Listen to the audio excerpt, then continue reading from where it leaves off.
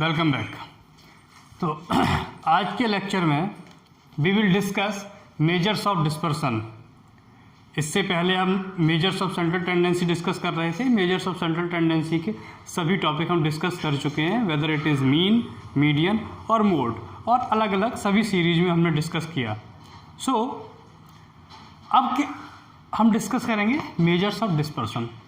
तो सबसे पहले तो आप समझिए कि डिस्पर्सन होता क्या है, and what is dispersion, what is the need of calculating dispersion, and what is the impact of dispersion in statistical use, कि statistical use में उसका क्या impact है, dispersion क्या है और उसको कैलकुलेट करने की नीड क्या है।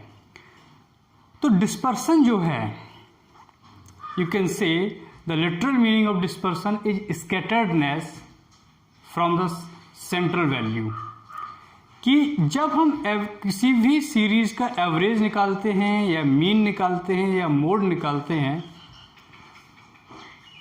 तो मीन हो चाहे मीडियन हो या मोड हो, ये उस सीरीज़ की केवल रिप्रेजेंटेटिव वैल्यू ही हैं।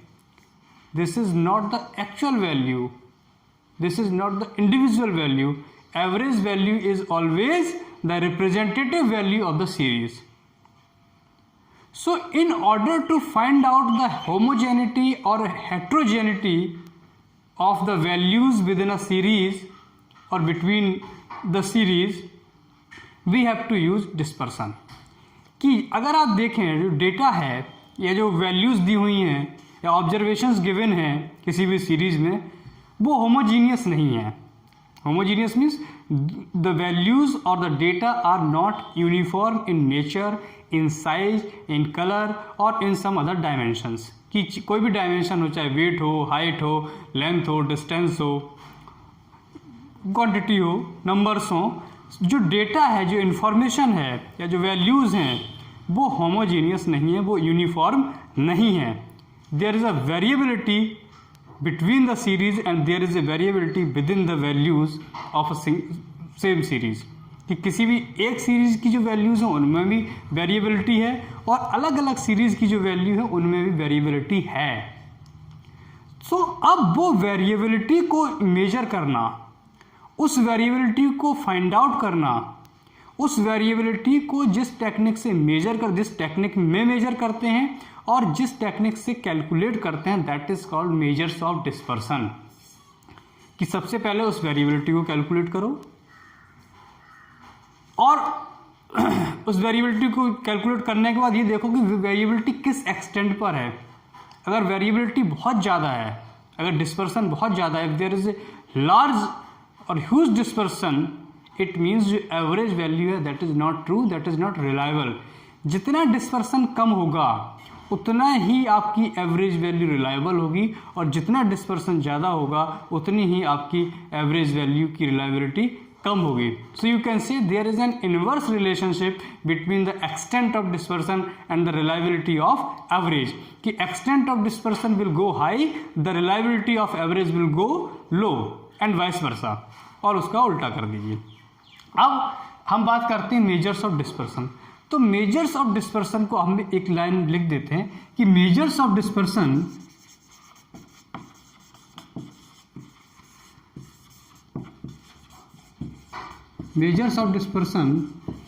Means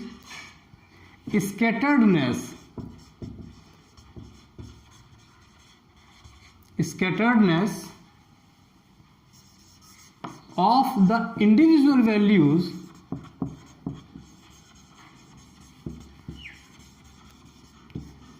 from the average or representative value of a series। किसी भी सीरीज की जो एवरेज वैल्यू है या रिप्रेजेंटेटिव वैल्यू है वो उसमें, और उस सीरीज की जो इंडिविजुअल वैल्यूज हैं, एक्चुअल वैल्यूज हैं, उनके बीच का डेविएशन, उनके बीच का डिफरेंस। सो यू कैन से in simple words that dispersion is the difference, is the variation between the average value of the series and the individual value of that series, कि उस series की जो individual values हैं उसमें और उस series की जो एवरेज वैल्यू है उन दोनों के बीच का वेरिएशन, डेविएशन और यू कैन से डिफरेंस जो है उसको बोलते हैं dispersion. So dispersion is nothing but dispersion is a technique to find out the deviation between the average value between the representative value and the actual value of that series. कि उन series की जो actual values हैं, जो individual values हैं उसमें और उसी सीरीज की जो एवरेज वैल्यू है, वेदर इट इज मीडियन और वेदर इट इज मीन, उनके बीच का जो डिफरेंस है, जो वेरिएशन है, दोनों के बीच का अंतर है, उसको चेक करने के लिए जिस स्टैटिस्टिकल टेक्निक का यूज करते हैं that is called dispersion. Right. अब डिस्पर्सन की अगर हम बात करें तो डिस्पर्सन दो तरीके का होता है. There are two types of measures of dispersion. अगर हम टाइप्स देखें तो two types of measures of dispersion, two types of measures of dispersion. पहला क्या है? पहला है absolute measures of dispersion. First है absolute measures of dispersion and second relative measures of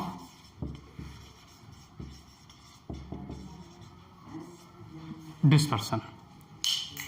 So there is two types of measures of dispersion. First आपका absolute measures of dispersion and second relative measures of dispersion. First आपका है absolute measure of dispersion, second relative measures of dispersion. अब absolute measures of dispersion हम कहाँ use करेंगे और relative measures of dispersion हम क्यों यूज़ करते हैं वो समझिए. कि एब्सोल्यूट मेजर्स ऑफ डिस्पर्सन हम जब यूज़ करते हैं इट मीन्स कि when you have to represent your value of the dispersion in the original unit of the values. कि मान लीजिए कि अगर इनकम दी हुई है तो इनकम किस में दी हुई होगी? रुपीज़ में. इसी तरीके से वेट दिया हुआ है तो वेट किस में दिया हुआ? किलोग्राम्स में. अगर डिस्टेंस दी हुई है तो किलोमीटर्स या माइल्स में दी होगी. लेंथ दी हुई है तो मीटर या सेंटीमीटर में दी हुई होगी. तो जब हम अब वेरिएबल्स को उनकी उसी यूनिट में हम रिप्रेजेंट करते हैं इन विच दे हैव बीन गिवन, जिसमें वो दी हुई हैं, तो उस केस में हम उसे बोलते हैं एब्सोल्यूट मेजर्स ऑफ डिस्पर्सन. कि absolute measures of dispersion is used in when you have to represent the values और variables in their original units. उनकी ओरिजिनल यूनिट्स में आपको रिप्रेजेंट करना है. जैसे डिस्टेंस है तो उसको आपको माइल्स या किलोमीटर्स में रिप्रेजेंट करना है. अगर वेट है तो किलोग्राम्स में आपको रिप्रेजेंट करना है. इनकम है तो रुपीज़ में आपको रिप्रेजेंट करना है. And so on. और इसी तरीके से और भी हो सकते हैं. बट जो एब्सोल्यूट मेजर्स ऑफ डिस्पर्सन की लिमिटेशन है, वो लिमिटेशन क्या है? वो लिमिटेशन ये है कि absolute measures of dispersion can not facilitate the comparison between two series. कि जो अगर आपको कंपैरेटिव स्टडी करनी है दो सीरीज दी हुई है, एक सीरीज एक्स है एक सीरीज वाई है, तो उस कंपैरेटिव स्टडी को absolute measures of dispersion facilitate नहीं करता है. This is the limitation of absolute measures of dispersion, that it can not facilitate the comparative study between two series. तो अगर आपको कंपैरेटिव स्टडी करनी है, if you want to go through the comparative study of the two series, तो उस case में आपको relative measures of dispersion use करना पड़ेगा. Relative measures of dispersion is used to facilitate the comparison between two series, or you can say between the values of two series. तो relative measures of dispersion हम क्यों use करते हैं?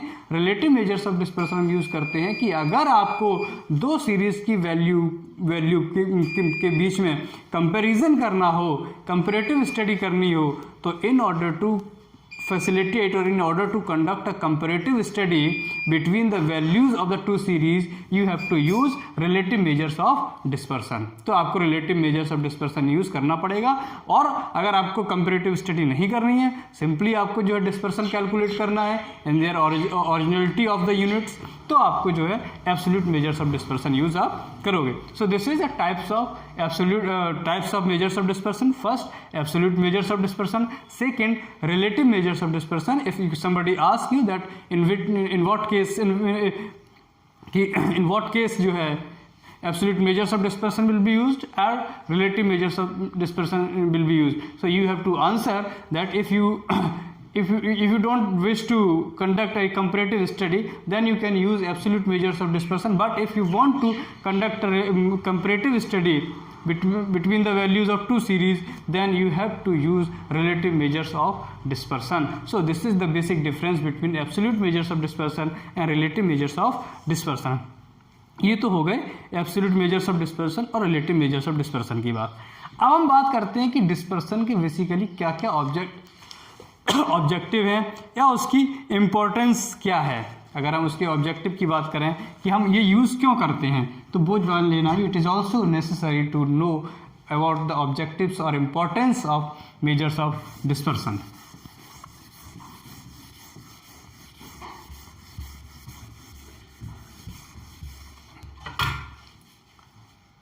तो यहाँ पे हम लिख सकते हैं objectives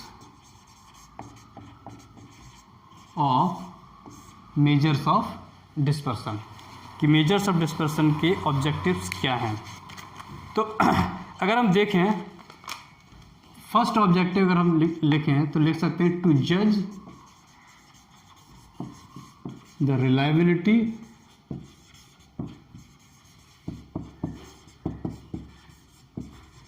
of the average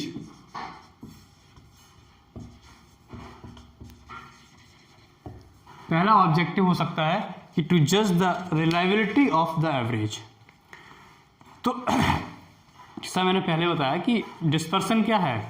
dispersion is only the difference और it is only the variation between the average value and the individual value of the series.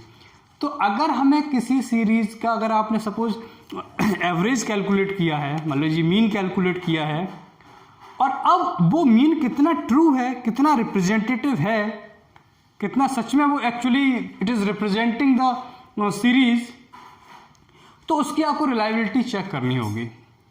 अब वो रिलायबिलिटी कैसे चेक करोगे, उसका आप डिस्पर्सन कैलकुलेट करोगे, और जब डिस्पर्सन कैलकुलेट करोगे फिर उस डिस्पर्सन को उस एवरेज से कंपेयर करोगे कि अगर वो वेरिएशन एवरेज वैल्यू में और इंडिविजुअल वैल्यू में वेरिएशन ज़्यादा है, देयर इज ह्यूज वेरिएशन और huge gap between the average value and individual value of that series, it means average is not reliable, और you can say average is less reliable.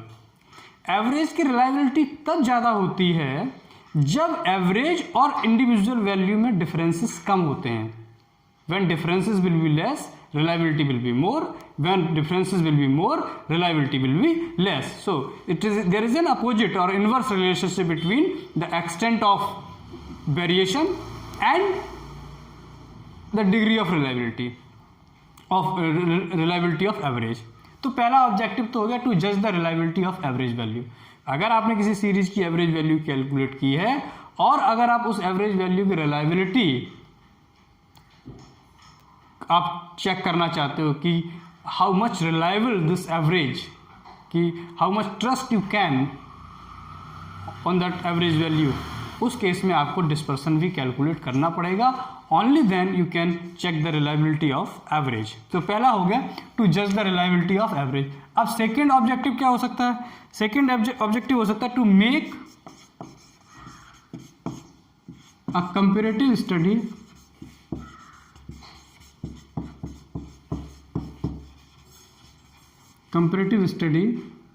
of the variability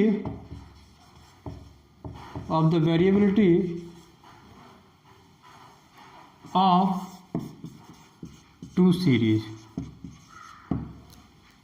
second important objective ये हो सकता है कि अगर जैसे पहले मैंने बोला था कि जो वैल्यूज़ हैं, those values are not homogeneous, values are heterogeneous. It means values जो है यूनिफॉर्म नहीं हैं, उनमें वेरिएशंस होते हैं। तो अगर आपको दो सीरीज़ की वैल्यूज़ की वेरिएबिलिटी चेक करनी है, उस वेरिएबिलिटी के बीच में कंपैरेटिव स्टडी को कंडक्ट करना है, want to carry out a comparative study, उन दोनों के बीच के कंपैरिजन आपको कैलकुलेट करना है, तो भी आप जो है डिस्पर्सन आपको यूज़ करना पड़ेगा। You have to use dispersion. क्यों? For the purpose of finding out और for the purpose of conducting a comparative study between the two series, or in order to check out the variability existing between two series, तो आपको measures of dispersion आपको use करना पड़ेगा। Third objective क्या हो सकता है? थर्ड ऑब्जेक्टिव आपका हो सकता है टू कंट्रोल वेरिएबिलिटी, कि अगर वेरिएशंस हैं, फ्लक्चुएशंस हैं, तो उन फ्लक्चुएशंस को या वेरिएशंस को कैसे कंट्रोल करना है, कैसे मैनेज करना है। So if there are some fluctuations are existing, there are some variations are existing, so in order to control these variations, control these fluctuations, you can use measures of dispersion. For example, कि मान लीजिए आप time to time अपना blood pressure check कराते हैं। Blood pressure क्यों check कराते हैं? ब्लड प्रेशर का एक तो स्टैंडर्डाइज किया गया है और इसको एक बोला गया कि it is a normal blood pressure. अगर उससे ज़्यादा होता है, उससे कम होता है, it means your blood pressure is fluctuating. तो उस फ्लक्चुएटिंग ब्लड प्रेशर को कंट्रोल करने के लिए आप कुछ प्रिकॉशनरी मेजर्स लोगे। तो वही है कि कंट्रोल वेरिएबिलिटी, अगर बहुत ज़्यादा वेरिएशंस हैं, बहुत ज़्यादा फ्लक्चुएशंस हैं डेटा में, तो how to reduce these variations, how to curtail these fluctuations, you have to take some corrective measures. On that corrective measures may be measures of dispersion, है ना। और नेक्स्ट आपका आ सकता है बेसिस ऑफ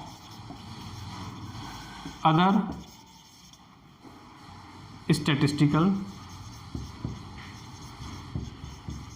मेजर्स। डिस्पर्सन जो है, आगे अभी आप डिस्पर्सन पढ़ रहे हो, आगे भी और बहुत सारी स्टडी आप पढ़ोगे, जैसे कोरिलेशन एनालिसिस हो गया, रिग्रेशन एनालिसिस हो गया, स्क्यूनेस हो गया, और कुछ हाइपोथेसिस टेस्ट हैं, उसमें भी आपको मेजर्स ऑफ डिस्पर्सन का यूज़ होगा।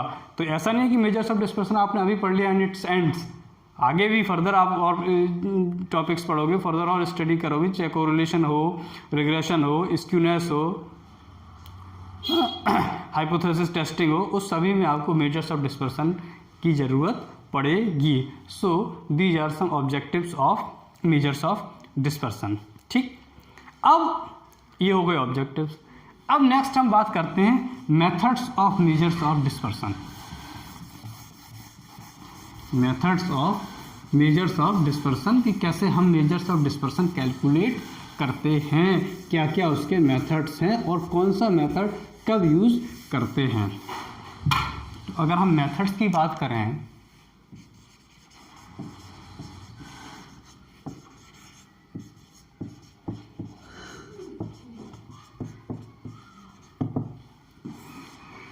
तो मेथड्स को भी जो है आप दो कैटेगरी में डिवाइड कर सकते हो। You can divide the methods of in two categories. First है, उसको ए बोल सकते हैं, positional methods,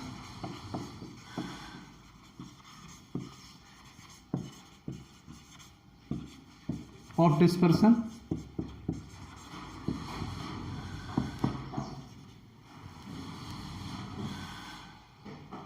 positional methods of dispersion. Positional methods of dispersion क्या होता है कि वो वैल्यू किस पोजीशन पर लाई कर रही है, what position value is lying, that will determine the dispersion with in the value. वो वैल्यू किस प्लेस पर है, फर्स्ट प्लेस पर है, 90th पोजीशन पे है, 10th पोजीशन पे है, 9th पोजीशन पे है, 4th पोजीशन पे है। सो इस तरीके से हम positional measures of dispersion calculate करते हैं। अब पोजिशनल मेथड्स ऑफ डिस्पर्सन में भी 3 मेथड है। First range, second inter quartile range, third decile range, and fourth percentile range. First हो गया range, second interquartile range, third decile range और fourth percentile range. ठीक, इनके फॉर्मूले भी मैं लिख देता हूँ। रेंज को जो है L माइनस एस से कैलकुलेट करते हैं, यानी largest value minus smallest value. Inter quartile को Q3 माइनस Q1, यानी quartile third minus quartile 1। Decile range D9 minus D1 और percentile range P90 minus P10। अब इसको डिटेल में जब एक एक करके बताएंगे तब मैं बता दूंगा कैसे कैसे होगा। अभी मैंने सिंपली ये फॉर्मूला लिख दिया है। दूसरा आता है averaging dispersion, averaging method of averaging methods of dispersion. ये तो पोजिशनल हो गया। एवरेजिंग मेथड्स ऑफ डिस्पर्सन में कौन कौन से मेथड्स हैं? फर्स्ट आपका है क्वार्टाइल डेविएशन,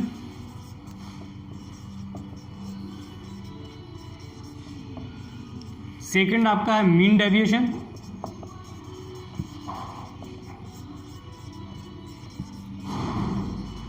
थर्ड आपका आता है जो सबसे इंपॉर्टेंट है स्टैंडर्ड डेविएशन, फोर्थ अदर्स। तो ए हो गया positional methods of dispersion, B हो गया एवरेजिंग मेथड्स ऑफ डिस्पर्सन। एक और है सी, हम कह सकते हैं ग्राफिक मेथड।